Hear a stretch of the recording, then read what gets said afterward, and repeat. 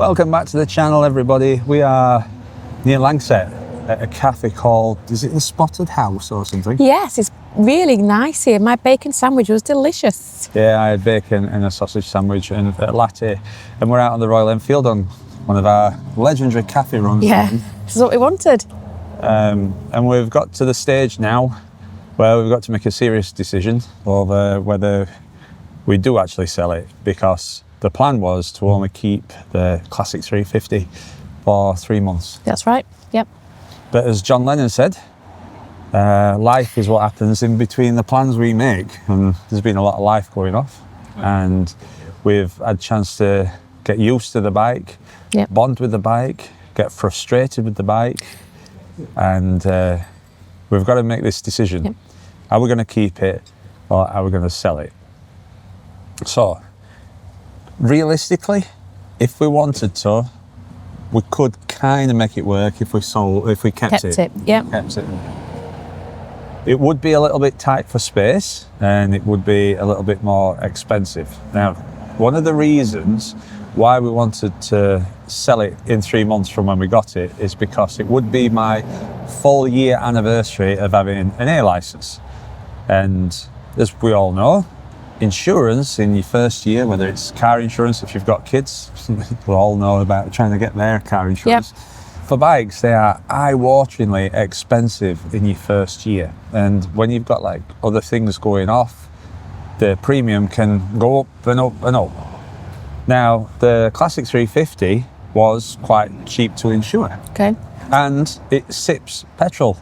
So it does a lot of things that are great if you want some cheap biking. Now, one thing that I would say is bikes, they go up into crazy money, don't Yep, they? yep.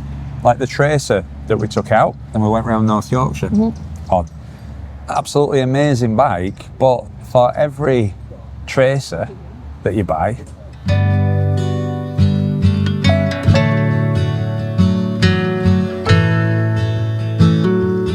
I think that's what they call in the business a quick change round. Yeah. So we've been at that lovely cafe, but another couple turned up because they had dogs and they wanted to enjoy the cafe. If it's busy, it's not that hard to record, but when there's just you and another couple, it's a little bit awkward because obviously they've come out for a bit of a meal and the breakfast. And we're ruining it. And we're trying to record this and they're not going to talk because we're recording this, we're ruining their breakfast, and so we've come here. So now we're in Langsett, the bike's just over there, it's just out of shot. Unfortunately, you can't get the bike in shot, but we'll keep an eye on it. As you can imagine, I'm very, very, very, very on Twitchy. it with stuff like this. So yeah, where did we get to? So we were talking about, you know, whether we're going to sell the bike or not. Now, this was your decision, wasn't it? Yeah. So for the price of a monkey, we could buy a Royal Enfield Classic 350. That's it. Which blew my mind, but you can. Yeah, and this, as with most things in biking, it's about feelings and emotions, isn't it? Not to sound too soppy, but it really is. And this bike was a pure emotional decision for you, weren't it? Oh yeah, absolutely. Yeah, I love the classic look. That's what I wanted, and again, I was shocked I could get that for the price of the monkey that I sold. It was a purely emotional purchase. No idea how it rides, no idea what it's like for a Pillion. I just bought it because I liked the look of it. Pure and simple.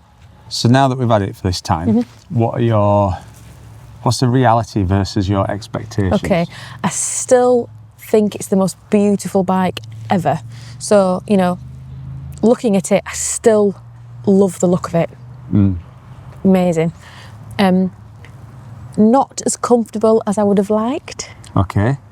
So the comfort's a bit of a thing for you? Yeah. Yes. Being on the Versys, being on the Tracer, would you say that they are a superior bike for Pillion? They're much, much more comfortable, correct. Right. Yes, I think so.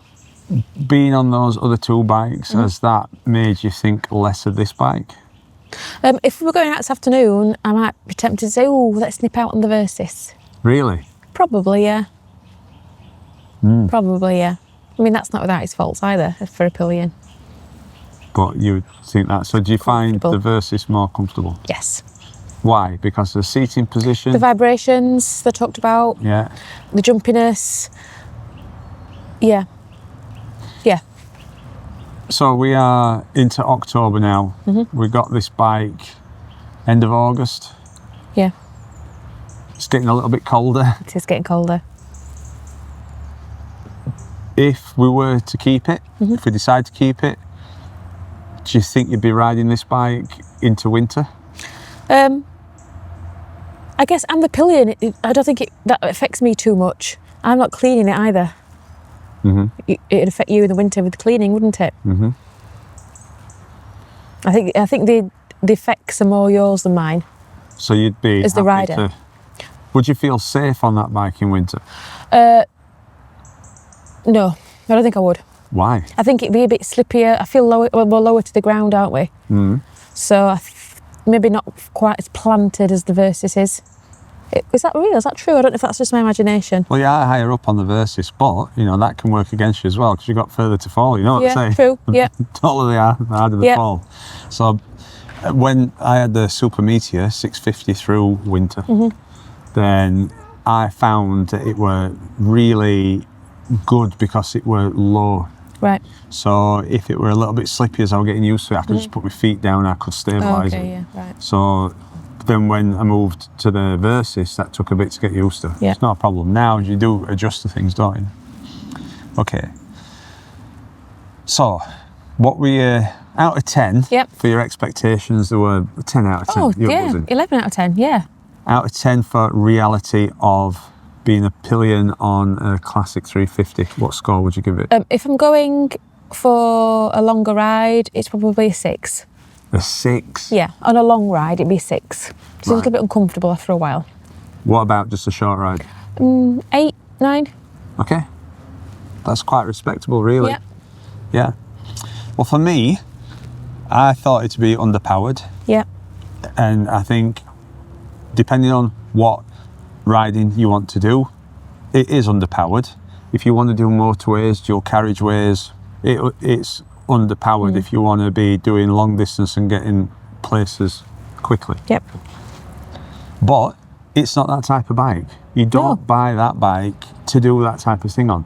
So it's trying to, you know, if you're going to say, well, it don't do this, well, it won't do that. It's like, You knew it, didn't you? it's like trying to eat soup with a fork. It's not going to do it. It's not, that's not the You tool wouldn't do for that. it. Yeah. Okay. You know what I mean? Or trying to put nails in with a saw. It's just not, that's not what it is. And I do think there were quite some comments when we first got it and people were saying, it's the wrong bike, Yep. it's underpowered. And I'd be interested to know how many of those people that commented have actually ridden one With a Pillion on it as well. with a Pillion. Because I don't feel like we struggle on that bike for the Pillion or the power. I don't feel that either. I feel like it's always moving forwards. You know, I don't feel like it's, you know, a problem. If you go, choose your routes, Yeah. and which is easy. We've been to Hull Moss on it. Yeah, choose your routes. Just don't go on fast roads. Don't go on motorways. But everything else, it does do. So my expectations for this bike, I'd probably put that at 6 out of 10 Right. because I love the look of them. It was low, wasn't it, for you? Yeah, I do love retro bikes. Yeah.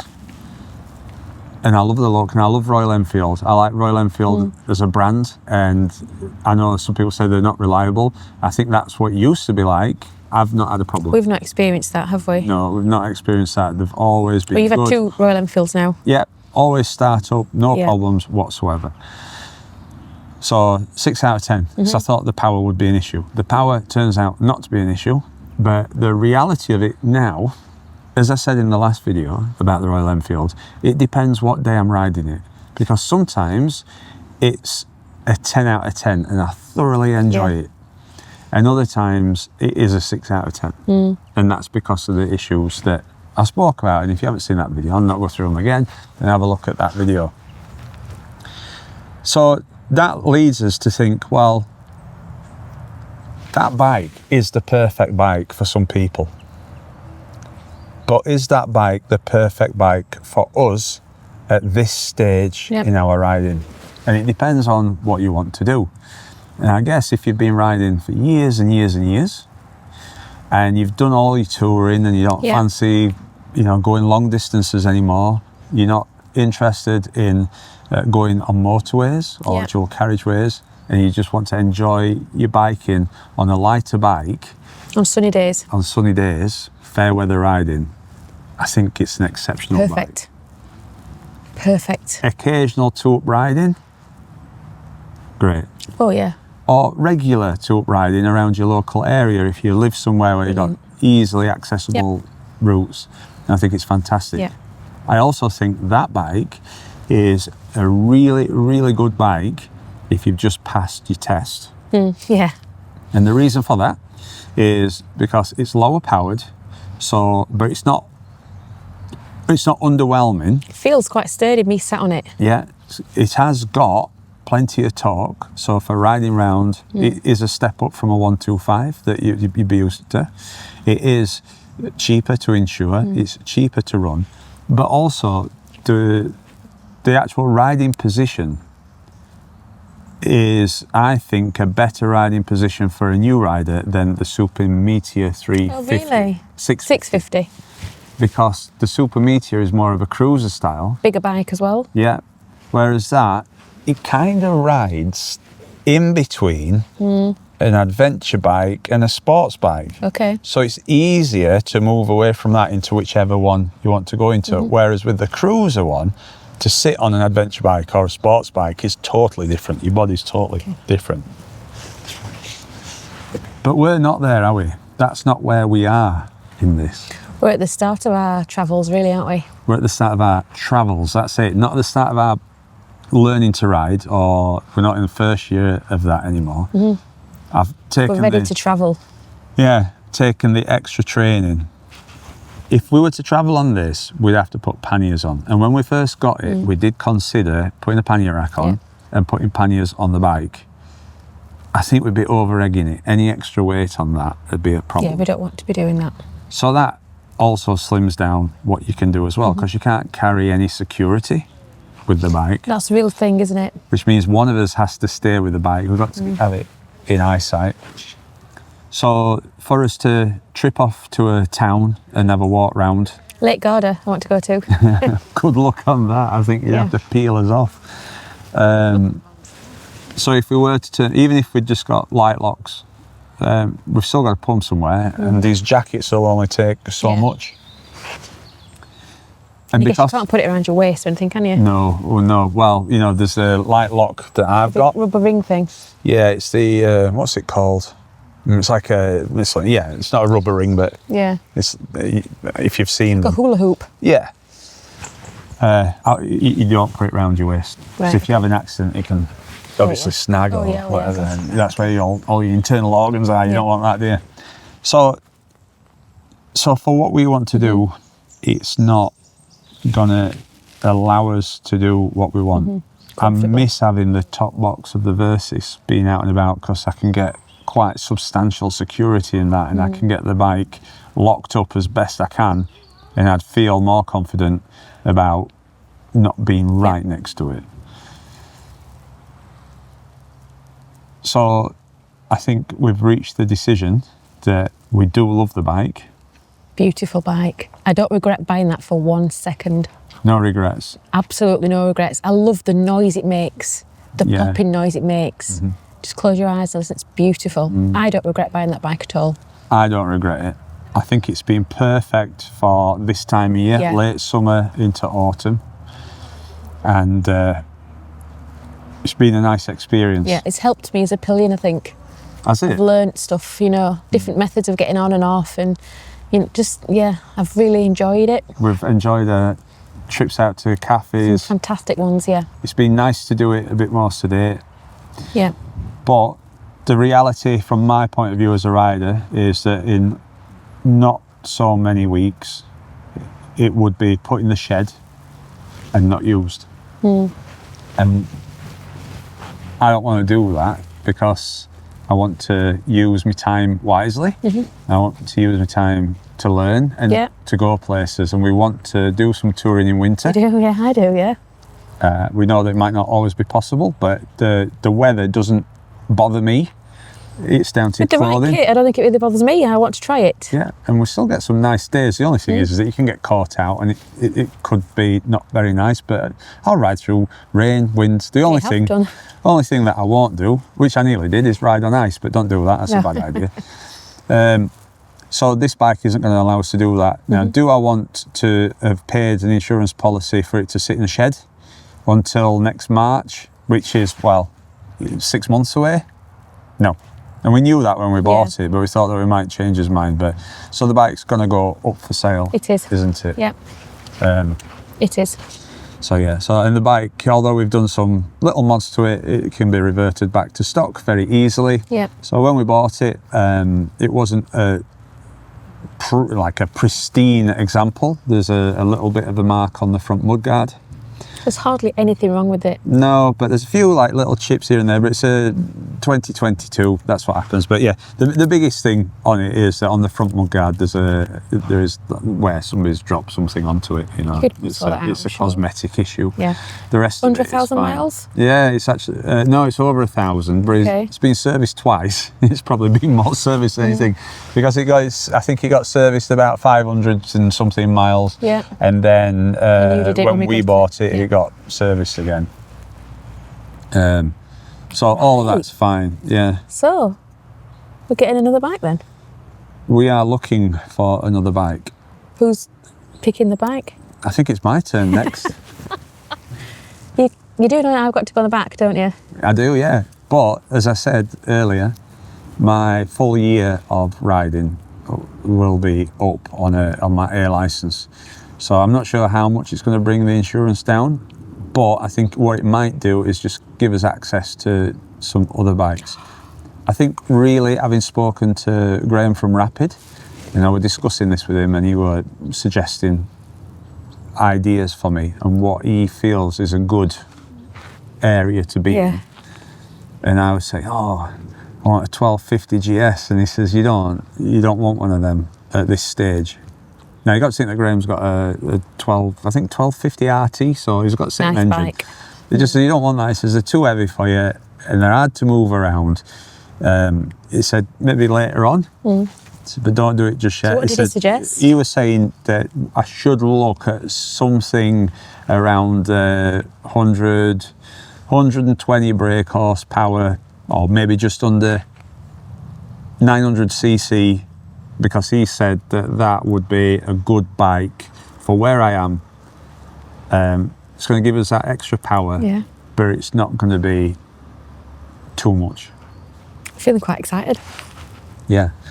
And the things that we're looking for, I suppose, on this next bike is winter riding, and we want the options to go touring. Yeah, easy clean over winter with the salt and things. Yeah. Now the Trace would be ideal, but the Trace is way too expensive, and it's a new one. And I've seen that there's the older Traces, and they're great, but they have that split screen, which I'm not sure about. So if you've got that Trace with a split screen, let me know what you think. It is just kind of divided opinions as well. And you know, while we're in this early stage, we're not looking for our forever bike. We're genuinely just trying to find out what bikers we actually want to be. Yeah, we're still learning about that, aren't we? We might get a 900 or thereabouts cc bike with touring capabilities, and we go, do you know what? We don't want to do long distance touring, and that's just how it is, isn't it? Once we've tried it, but we'll not know until we try these things. Try it. So I think that's where we're going to be looking. There's a few things that have been banded around. A lot of people said a V-Strom 650 because it's a capable touring bike, which is lower than the 900. Now we've got a Versys 650, and my concern with that is that it'll just be a bit similar and we're duplicating it. I know that the Versys 650 is a bit revier, a bit sportier, a bit nimbler, but the 650 V-Strom is supposed to be better for just lower end torque and touring and smooth. But then... What about a Triumph? The Tiger, we've not tried them because we've not been able to, basically, because the Triumph dealers around us won't let you test ride under a year. So we've found some places that, well, we know across in Shipley we can get on a Kawasaki Versys 1100 or 1000. That's Cobb and Jagger. They were excellent Very when good. we went to see them, and we need to go back. It's just a bit of a trek to get there. But do we want another Versys? I love the Versys. I think it's a capable machine. I think it gets overlooked. And I think, say we had like a 2015 that kind of looked similar to what we've got now, then maybe that's not a good thing. No. Because you won't feel like you're changing much. But we've got the older model, so it would seem like a different bike. But I think the engines are pretty much the same. But the engine in that Versys is... Well, I like the looks. I choose a bike on looks. I don't choose a bike on anything else. So what do you like the look of? I like the ones, those Vosges ones. Is it Vosges? Am I saying that right? Ooh, that Don't will they get look nice? everybody. I think they do look good, Yeah. but the polarised opinion. Some people say that the Chinese bikes are no good, they Right. lose money, you can't get parts. I liked them when we went to the ABR festival. They'd got a really good stand there and they've got lots of different Vosges bikes. I liked them. Yeah. So there is that, but then you've got the BMWs, the 850s, GSs. There's the Tracers in Yamaha, you've got the V-Stroms, you've got the Versys. I think some of these cross over into off-road stuff. Right. And I don't think winter is the best time for us to get into full off-road things. I think when we move round to ABR Festival, I have got a trail pass for next year. So obviously... We'll need something for that then, won't we? Yeah, we've got to have the right bike for that. Right. I'd tell you something else I've seen that I like the look of. What? The Himalayan. Royal Enfield. Yeah? Yeah? That. Oh, you don't sound happy about that idea. Only thing that I'd say about the Himalayan is I love the Royal Enfield retro look, classic vibe, but that Himalayan is not that, is it? No, it looks quite easy to clean over winter. But you got like that, so that's 450, and in that you've got... Is it? I think BMW's bringing a 450 GS out. We won't be buying a new BMW at this stage, so that'll be out of it. So But then 450 is not that much more powerful than what we've got now then? It's, I think the Himalayan are like 40 brake horsepower, but we saw them where we went on the one ride. Yeah. They were a lot nippier. They could get round, but it's whether it works for Pillion, because we've got to consider that as well. So there's lots to consider. Now, one thing that people pointed out when we got into this is, why are you buying all new kit when you're going to get rid of it? Yep. Have you got any regrets about buying this kit? Absolutely none at all. Jeans, boots, can use them all the time. I'm really into the helmet now. I can do the D-ring, whoosh, whoosh, whoosh. Very comfortable with that. I wasn't at all, I hated it, but I really like it now. And then I think this jacket is quite versatile. I think it could go with lots of things. Yeah, I think it is. So I'm very happy with what I've bought, yeah. Yeah, I am. I think on crisper winter days, I'd wear this. I'll wear it into autumn. It's not been cold on my top half, have you? No, and I think it looks great on the Royal Enfield, but it's also just like a great jacket. I use it to walk dogs. Yeah. So no, I'm not. I'm really happy. So you bought more than me, so you got your boots, but those boots are waterproof. They're awesome. We've been through water. Yep. You didn't, Bone dry feet. because we went through a big Ford, didn't we, on the We one did, ride? yeah. But you didn't get Fine. wet. Not fine. So they're going to be good. So you prefer them I to... can never get on with jeans, but that's me, I think. You're having an issue with your jeans. Don't like we were these talking jeans. about it, weren't No, never liked any pair of jeans I've had. you? Right.